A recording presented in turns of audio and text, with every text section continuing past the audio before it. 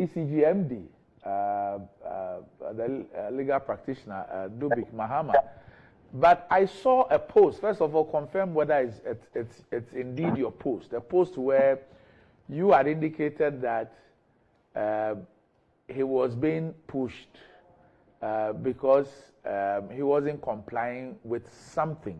I think this was just before the announcement of his resignation came up. Was that your verified account? Was that your post?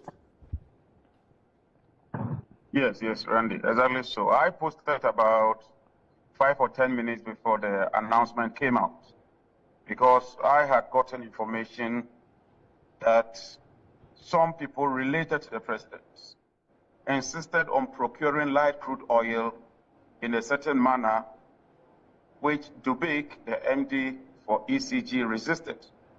Because when ECG and the other stakeholders in the energy sector appeared before the Mines and Energy Committee somewhere in May, June, the cause of the load shedding then was inadequate fuel. Because this government hasn't added any infrastructure to the gas processing plant they inherited, and I can confirm to you that not even 1 kilometer of pipeline has been added to what this government inherited. Now, demand outstripped the supply of gas.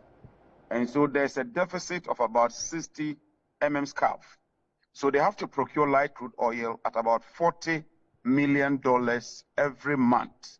That translates to about 180 million by the time this year ends. But that is not even the problem. The key problem is who procures the light crude oil.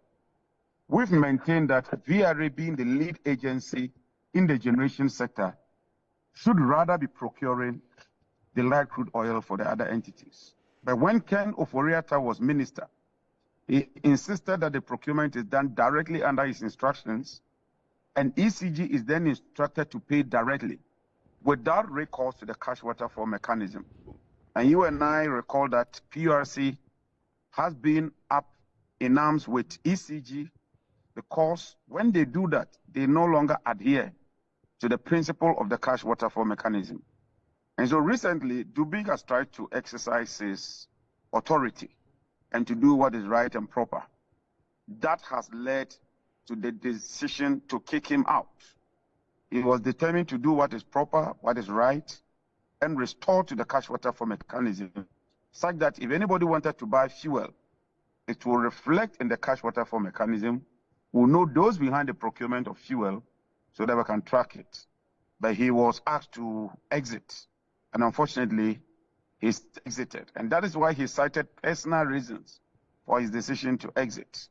But the painful thing is that by the end of the year, we'll have a debt of about $480 million on account of light crude oil. Meanwhile,